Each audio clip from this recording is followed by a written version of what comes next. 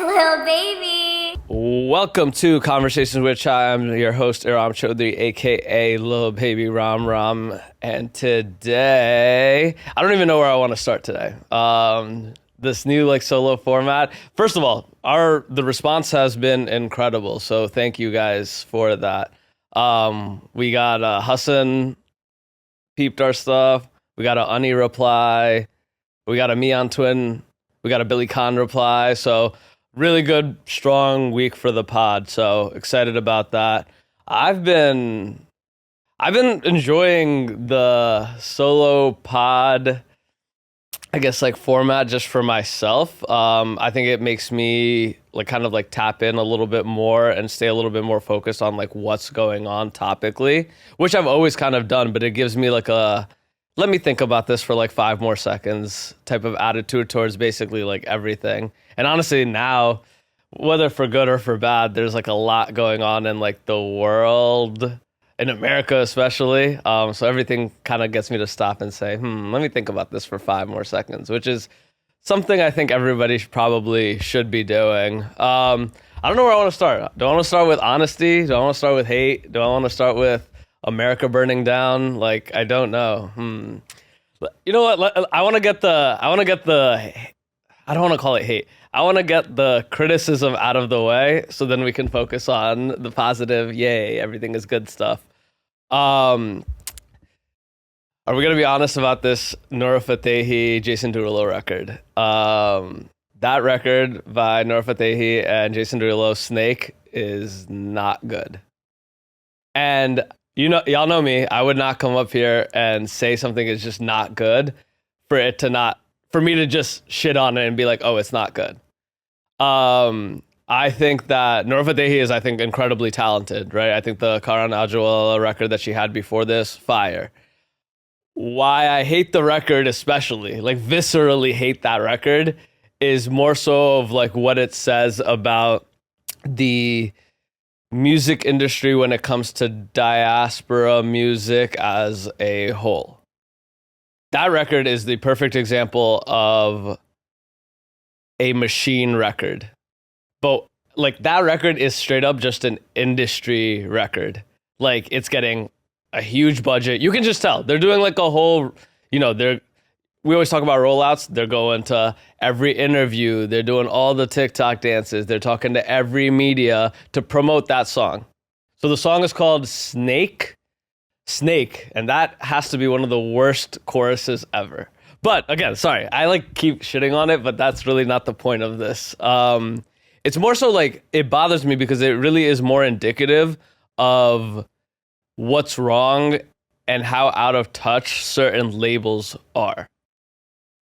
I think that when people think diaspora music, that is that record is the perfect example of we found the Bollywood star that's popping, and we put him next to Jason Derulo because we think he's a global Western star.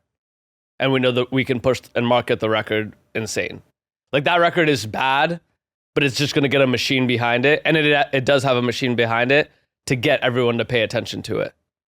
But that's not the criticism, right? I think the criticism there is what could be alternatively done if there was somebody in the room that could have said, hey, that's not good. The Karan Aujla, the Wavy record, that's a record that should probably get pushed from a label machine.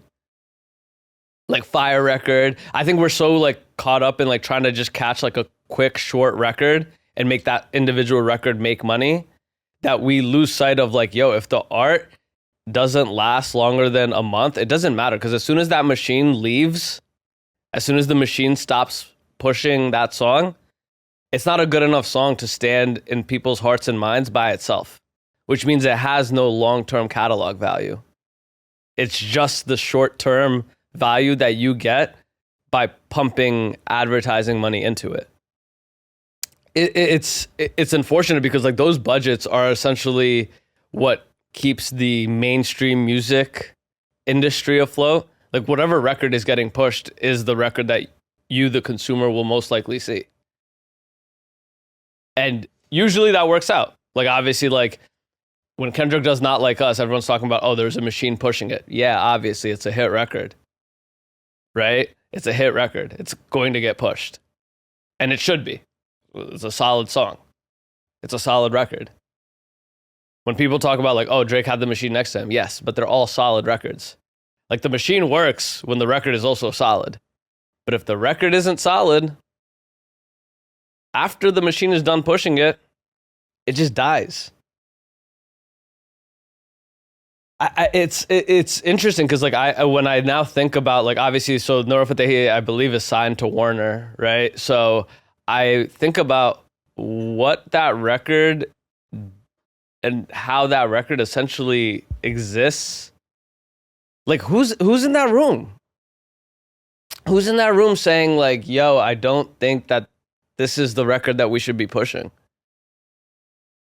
It's truly frustrating because I look around and there's so much talent. Like if the labels want diaspora music, take your pick. Take your pick. Take your pick of an artist who's truly developed and just fire, and then you could put the machine behind.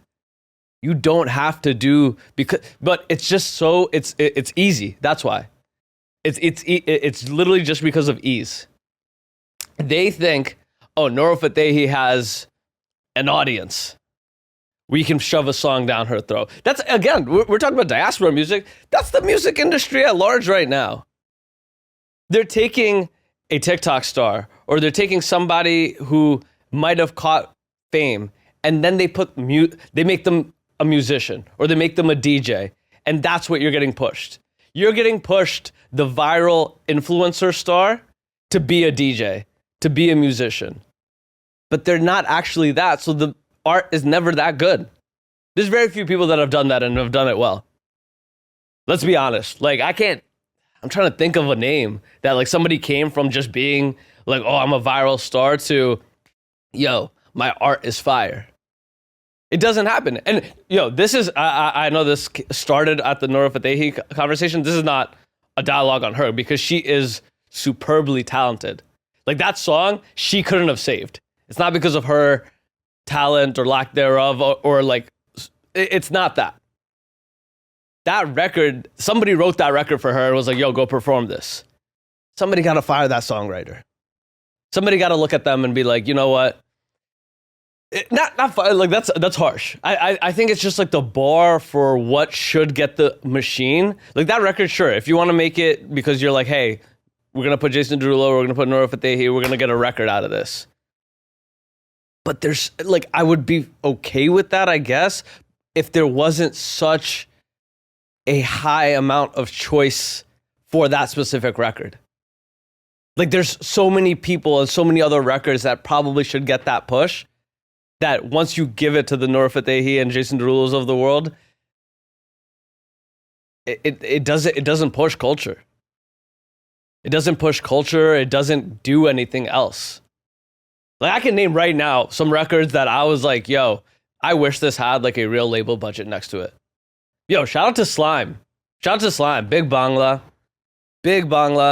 Like, shout out to Slime because, yo, that new song Manners, heat, first of all. But Slime is somebody who's just, yo, every 3 to 4 months, TikTok record, hit. Like, and I'm saying TikTok record in the sense of like just viral on TikTok. The record is fire, but his team has like I don't know what's going on over there. They just have a pulse on how to get that record moving. Like every record I've heard from Slime has been heat, but then I also see all of UK TikTok, all of South Asian TikTok hop on a template that his team is probably making. Like, how does he have such a good pulse on that? Like, the new one, Manners, before it came out, I was already seeing all of the TikTok trends around it. He just has such a good pulse. But again, perfect example. That Manners record, that beat, the whole rollout for that was like a lot of like, oh, like somebody put the AI Central C on it. Yeah, that's because that sound just as crisp. If not just as good, if not better. When I talk about, like, again, I know that this platform is very positive and I rarely ever say negative things about anything and anyone. But when I say that, I say that with like love, honestly. I say that because I want the business element to catch up to the art and for it to be in cohesion. I think when the business and the art go together, we see some beautiful, beautiful things and moments happen. But when one is lacking, both have to be good. Both business and the art have to be good for us to get like real cultural moments, real artistic moments. Because if one is good, you don't have, like, if the art is good, you don't really have the moment. And if the business is good, but then the art sucks, that moment is kind of short-lived. It's somebody asked, they were like, these were like one of the questions that we took in from fans. Like, oh, what did you guys think about the Nora Fatehi record? That's what we thought about the Nora Fatehi record. Shout out to Appy who asked that. Yeah, shout out to my cousin. That's the homie. Before we get into like some of like the deeper, darker stuff. So I had somebody ask, Saikun, where, how to find inspo plus confidence for brown creatives wanting to start a business. So the question is essentially the inspiration, or how to find the inspiration to start a business as a South Asian creative.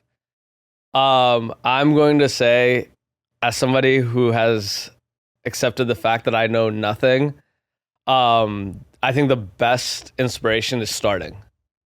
I think once you open yourself up on an emotional level and on a vulnerability perspective to your own art or business or whatever it is that you aspire, you then see only inspiration around you. Like, I think once I started doing this, I started to see the beauty in everybody else's craft a little bit more. Like, I've always been a fan, right? So there wasn't, I guess, like, inspiration was always around me, but I don't think that, I think the hardest thing as like a creative or a business owner is just the start.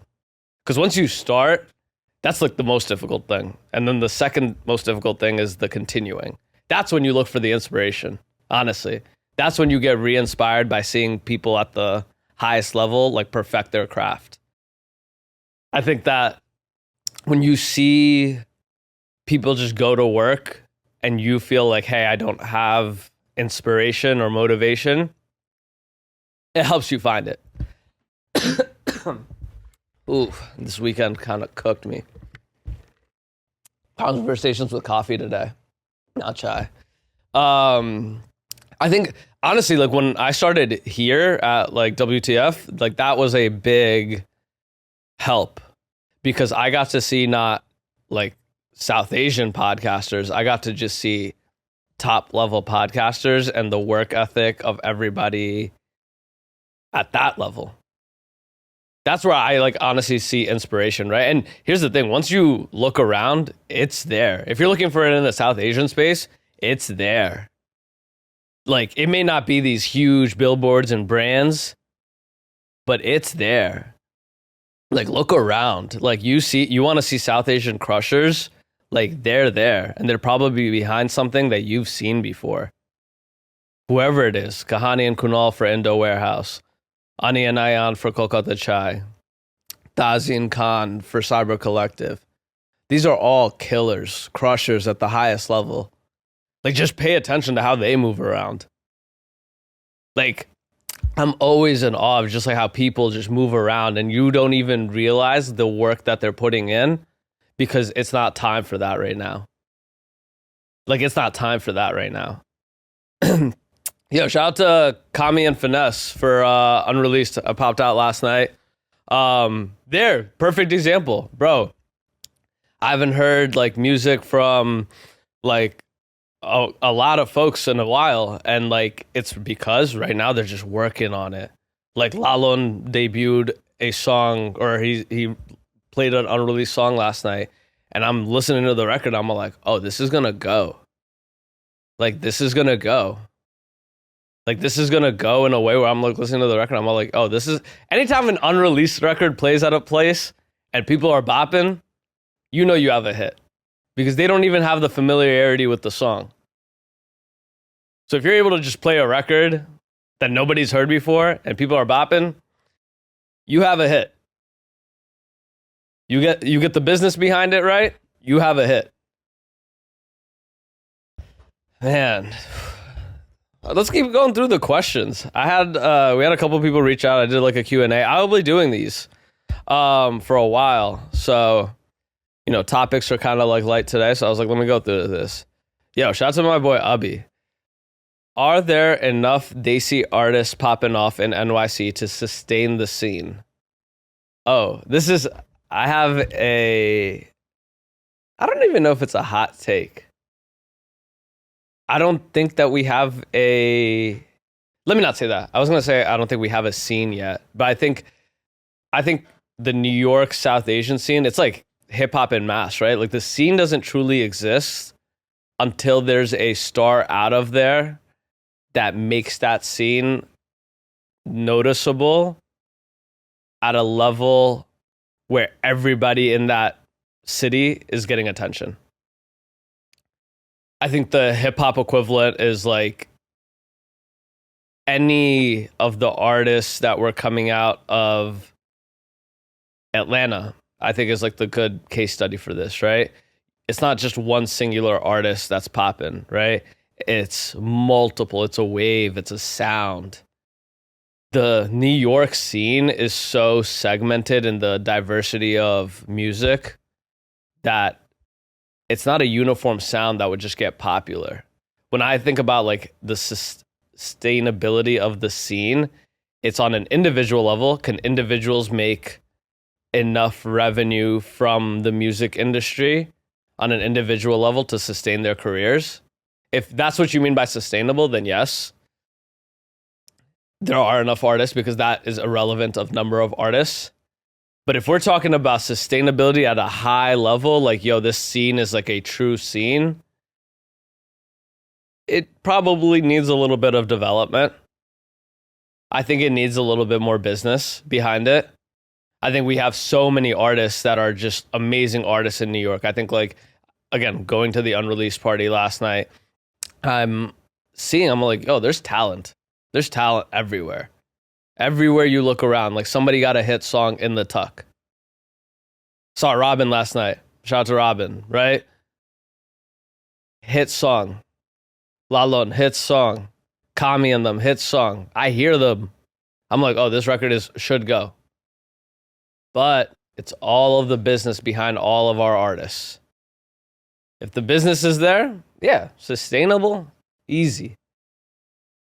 I don't think it is a reflection of the number of artists. Because if you're not there, finding a brown rapper or a brown DJ, it's a dime a dozen. You finding somebody's going to fill that spot. But for it to be sustainable in the business, I'm excited. I think that there's a lot of potential in the business inside New York City, inside the scene. I think, like, if I was to make like a real commentary on like the New York City market, I would say we should all look a little bit larger than just New York. I think we've mastered let's just have a party on a Friday night and create a South Asian space. I think that door is done. It's been walked through and is being walked through multiple times. Every weekend this is no longer the New York where, yo, I can't find a South Asian party to meet South Asians. I can't find a party or an event to meet my people and find my community. That's done. Now it's about elevating these spaces, right? It's about elevating past the Friday night, we get a DJ, everybody comes in, it is what it is. We're past that. At this point where we're at, we should be looking to how do we take this nationally? How do we take this internationally? And, you know, we are. Like, obviously, like, Amstel's touring, Oh Fresh is touring, right? Farouk out of the UK is touring, right? People are doing it. But if we're saying New York specifically, my commentary would be We got to think bigger. We got to think bigger. That's what I truly, truly appreciate about like some of the folks that I get the privilege to chop it up with.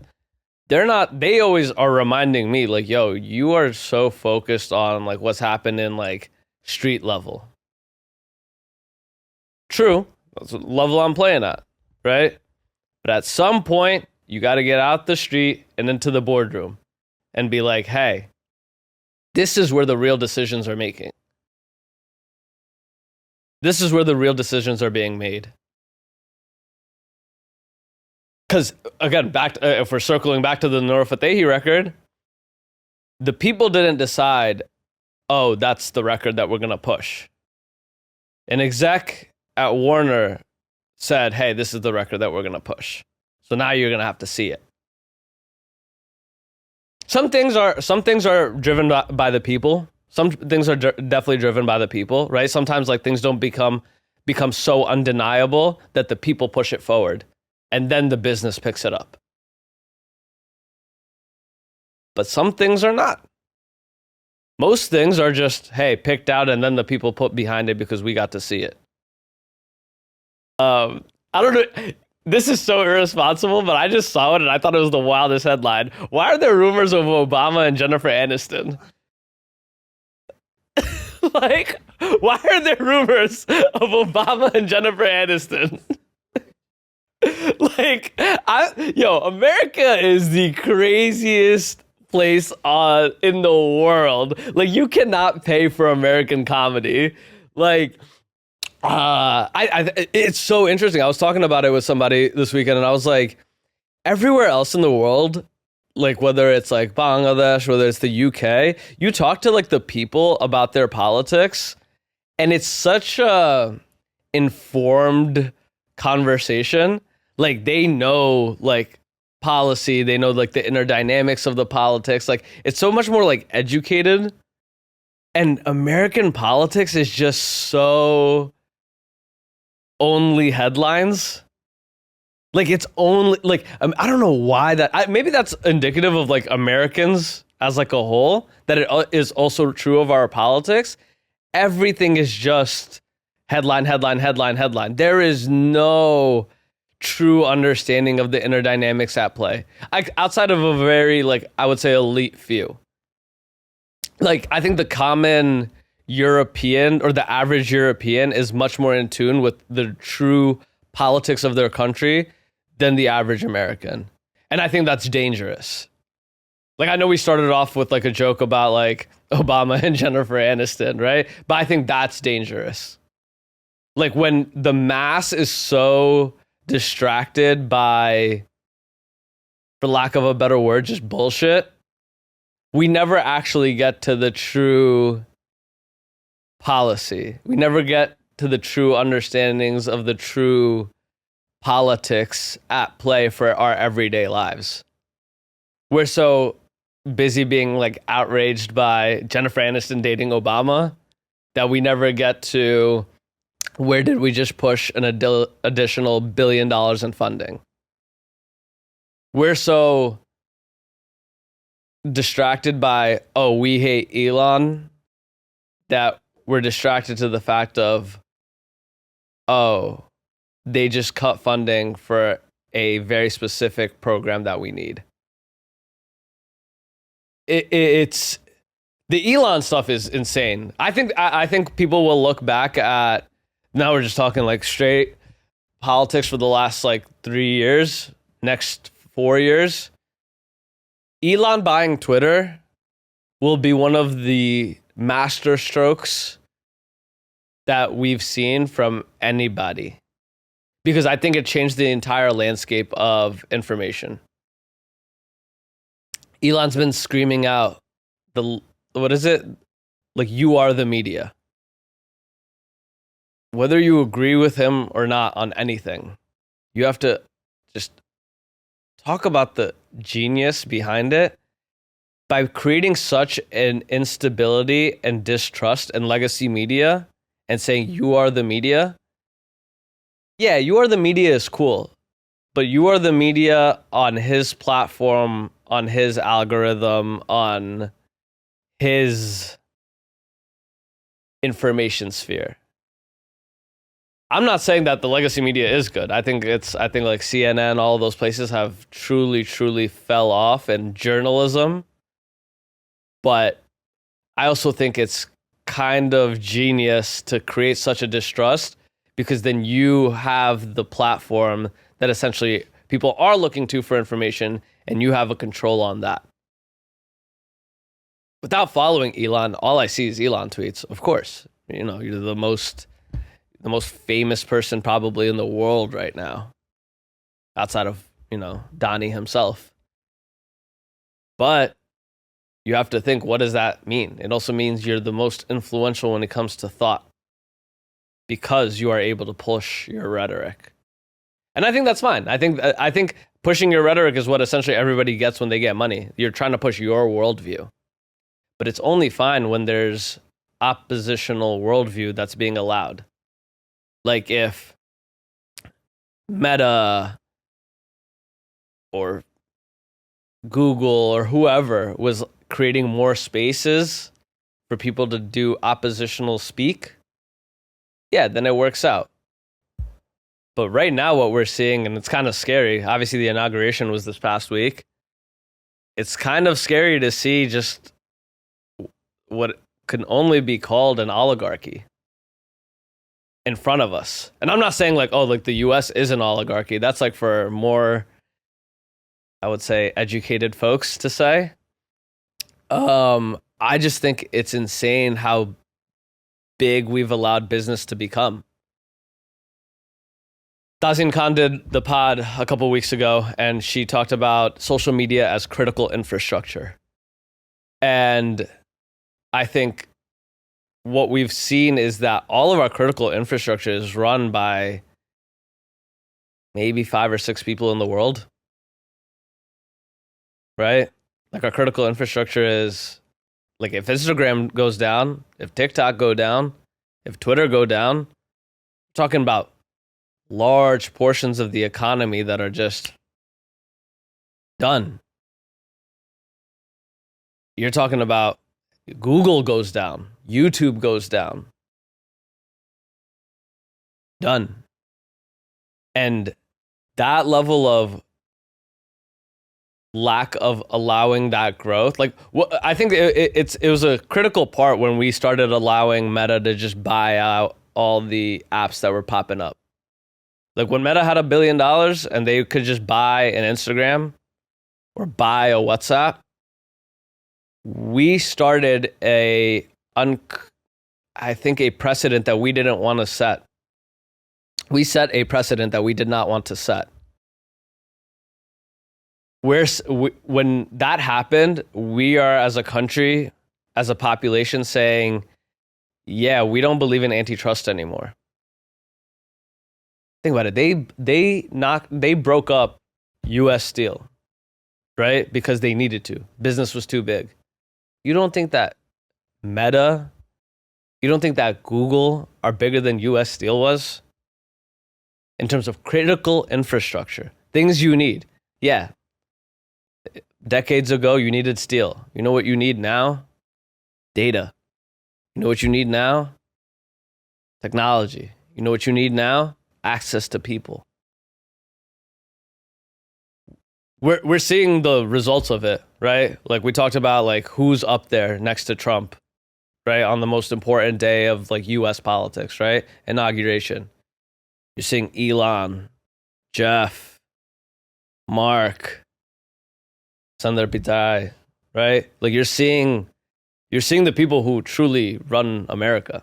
That's what you're supposed to see at the inauguration. And usually it's people that, you elected.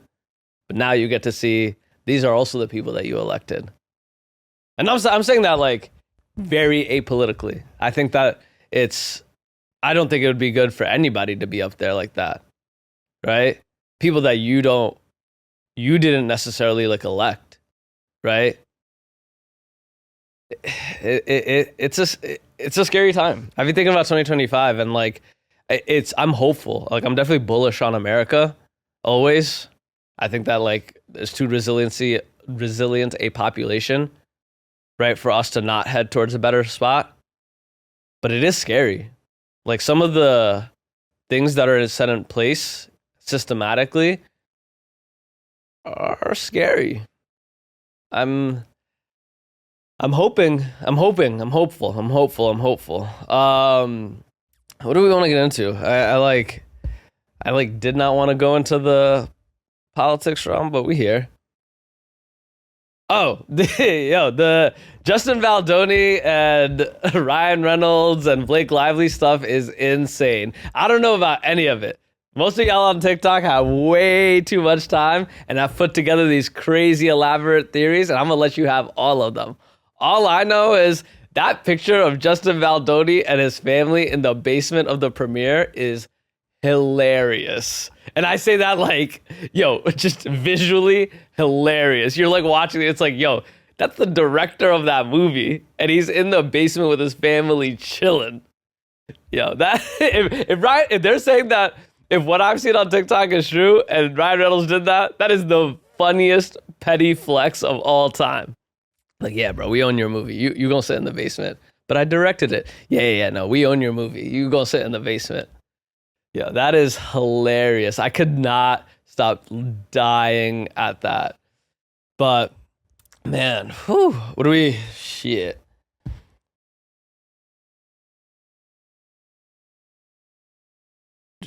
I mean, Dave and Timothy did SNL.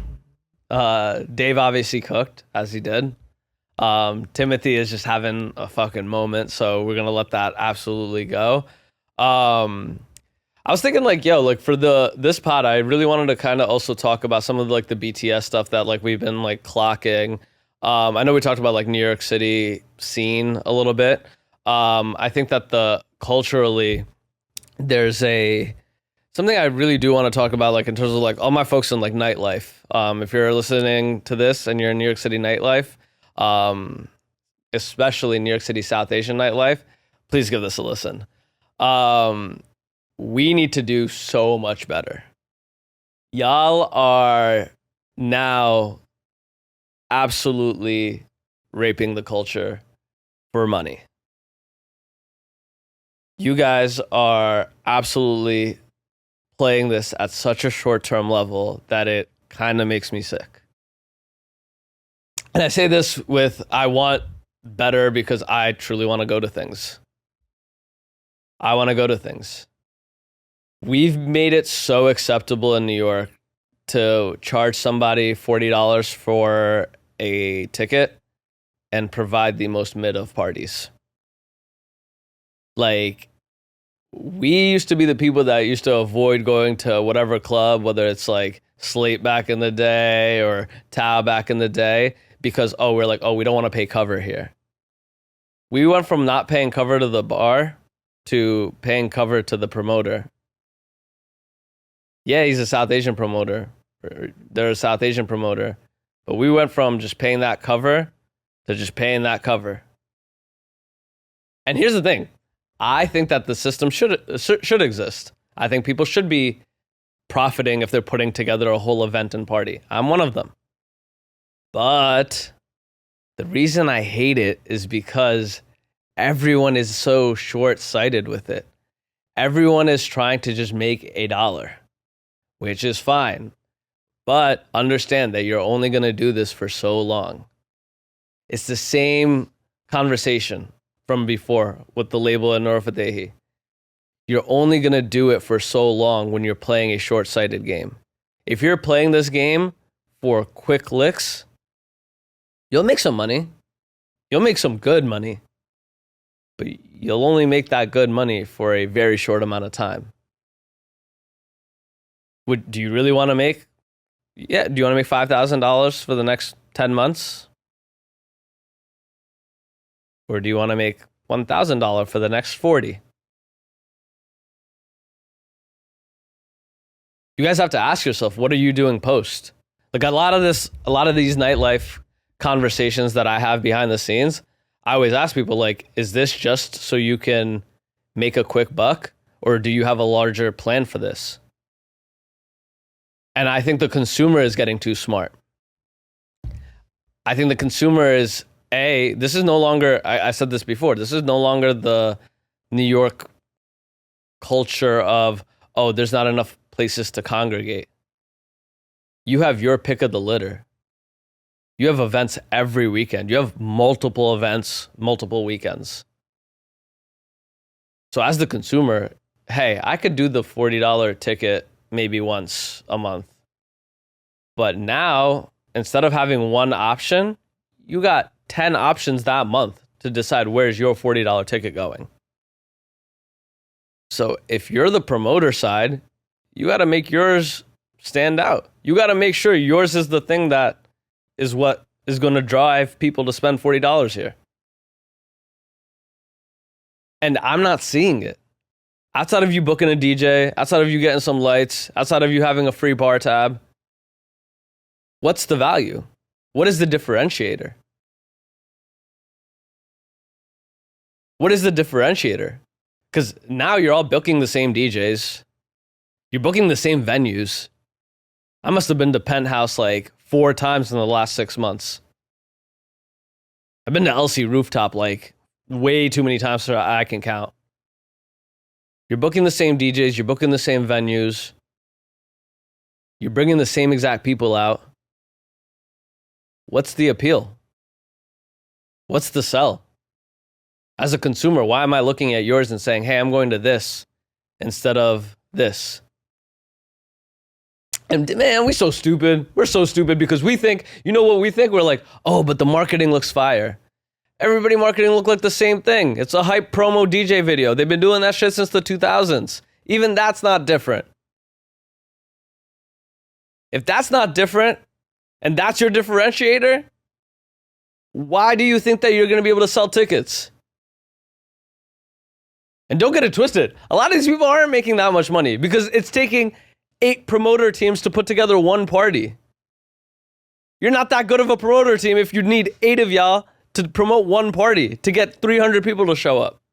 Not that good. Be honest.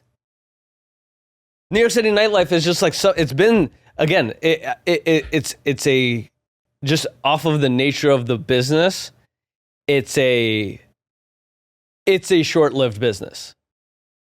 But if you're a lot of these kids, a lot of these people that are trying to make this a career, you got to figure out how to extend it. It's the complacency is not getting it done anymore. Across the board, you're seeing this like globally, economy, right?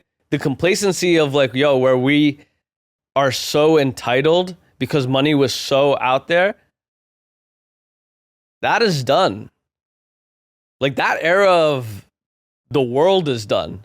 This ain't 2020 anymore, where, yo, you think just because you got a degree or a certification that you're going to get a stay-at-home job that pays $175K and you get vacation and you get to wake up and nap between meetings. That shit is done. Look around. People are fucked up out here. I got plenty of people like ex-Meta, ex-Google, still looking for jobs.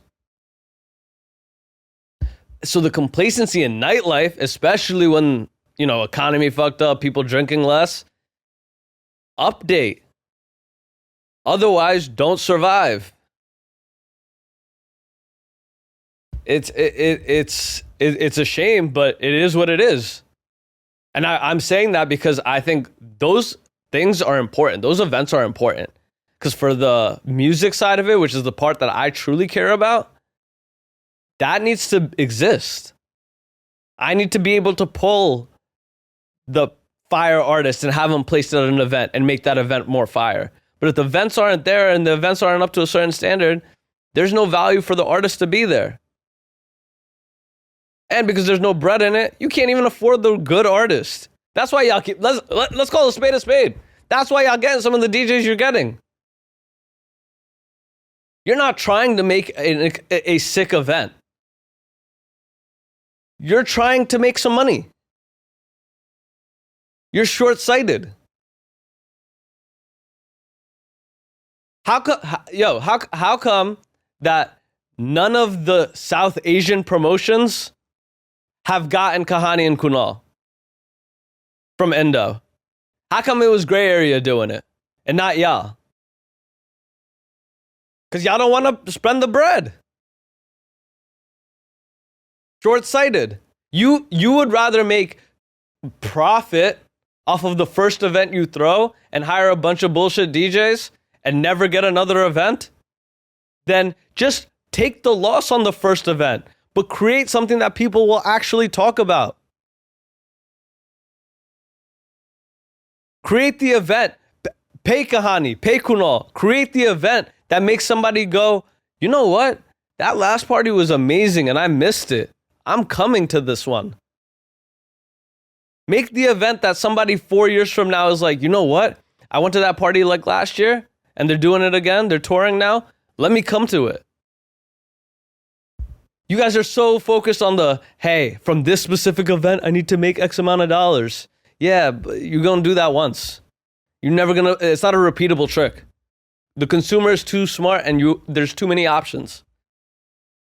The consumer is too smart and there's too many options.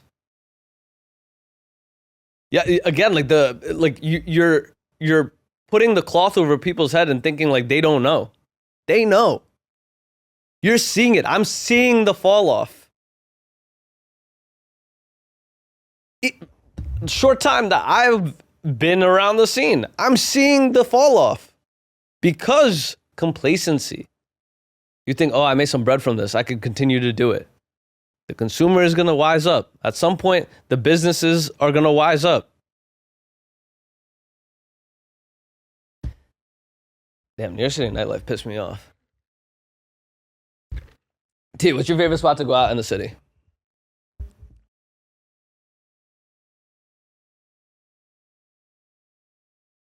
Yeah, in the city, Brooklyn.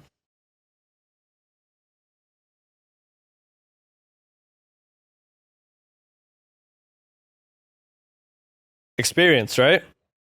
It's the experience. I think that's what a lot of like people talk about club culture is dead. Club culture is truly dead. People are looking for an experience. That's why like dinner clubs and all of that are like popping. Because how much can you really, again, consumer is smart. If I'm paying so much to get into like a Nebula or a Slate just to hear a bunch of loud music and pay for overpriced drinks for not that great of an experience.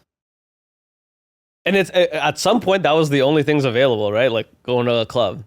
But now you have there's such cool experiences that people are like curating that I'm like, oh, like that's cool. Have you been to Ludlow Cafe? The Weed Lounge? Fire. There's a bud tender, right? They got a DJ. Like it's so vibey in there. And I'm all like, oh, I would just come here on a Friday night rather than whatever. It's a good thing. I think those things like that shift is like, yo, people can find exactly what it is that they're looking for. Like they don't have to go to the same spots, but that also means that everybody has to up their standard of what it is that they're looking for. Whew, I guess we'll end the pod today. I kind of wanted to just get into some of the business stuff that we're doing behind the scenes because, you know, like I love keeping it transparent for you guys just so you guys know where I'm at. And I always said I'm going to highlight this build. So right now for like conversation with Chai, like we're truly trying to put our hands into some things outside of just pod. Obviously, you guys know the pod is like the most front-facing thing that I do. But obviously, I have a vested interest in the larger ecosystem as a whole. So as much as I've always tried to just be behind the scenes, kind of like plug people together, I think my goal for the company is to do a little bit more of that actively. We have the team plus me just working on a couple different angles to kind of elevate. For me, my focus is on elevating the diaspora digital footprint. I think we have like a lot of cool live events. I think we have like a lot of cool artists that are just talented by themselves. And I would love to kind of bring that to and update that to where I see culture is currently in terms of mainstream, but what I think is lacking in diaspora. I think I'm starting to see like South Asian streamers, South Asian podcasts, obviously. But I would love other digital products we can point to and say, hey, this is fire. Because right now, I think we have a lot of things that address the South Asian market, but I want to make sure that we have digital products that address a larger market. I want somebody who's away from this culture to be able to look at the digital stuff. So I guess what that means tangibly for us is we're really focusing in on like a little bit more production side for a lot of our partners. Like I'm truly trying to tell everybody, hey, it is an investment. I get that. The cost of producing this pod is expensive. So the cost to produce any content is expensive. The cost to produce any show is expensive. But I want to keep reiterating that this investment is an investment for you. It's an investment for the ecosystem. It's an investment for everything that you're trying to build. The big checks, the M's, the couple of M's only come from the spend. You got to spend money to make money. And for us, we're really just trying to, that's my conversation with everybody across the board. It's how do we get your digital footprint up? Everybody. I'm talking to artists. I'm talking to businesses. How do we get your digital footprint up? Because that's when we're talking about like real, because you have a bit, like, I think that's what like social media and technology really did for us. It uncapped your bandwidth. You don't need 100 people like selling something. You need a brand. You need a digital brand. Because then, I hate that I always use them as the reference, but they're just so the bar. Look at Kolkata Chai. That DTC business, direct to consumer, makes more money than either of the brick and mortars. The brick and mortars are just brand plays. We exist. You can come here. There's a culture. The DTC business, that's what's making money. A lot of this is going to be unfolding, which is why I like definitely want to talk about this like openly with y'all on the pod. I have a lot of conversations going on behind the scenes, how we can elevate this, how we can elevate some brands that you guys are already familiar with, maybe some brands that you guys aren't familiar with. We really want to just elevate this to a level where I can look at the culture and we can say, oh, we don't need like a mainstream, like this is it. It's not there yet, unfortunately.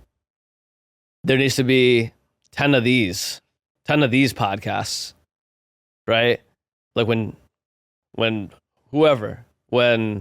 Kendrick does his Super Bowl press tour, he's going to do 10 different media outlets. If Anik Khan drop his album this year, are there 10 South Asian media outlets for him to talk to? There better be. Otherwise, we miss another cycle. I love y'all. I'm always like yelling on camera, but I love y'all. I always want to keep the mood like I think like part of the solo pod is like, I think, y'all know I'm passionate. So this is not me ever talking to anyone specifically, because if it is, I would have just hit you. But I always want to make sure that like I am demanding more from our culture. If I'm going to be up here and I'm going to talk every week, like the tone of this has to be, hey, like, let's get better. Let's be honest. I want to show love where we can, right? But I also want to make sure that we're constantly improving. So, guys, I will catch y'all next week. Thank y'all for listening. Peace. Right on.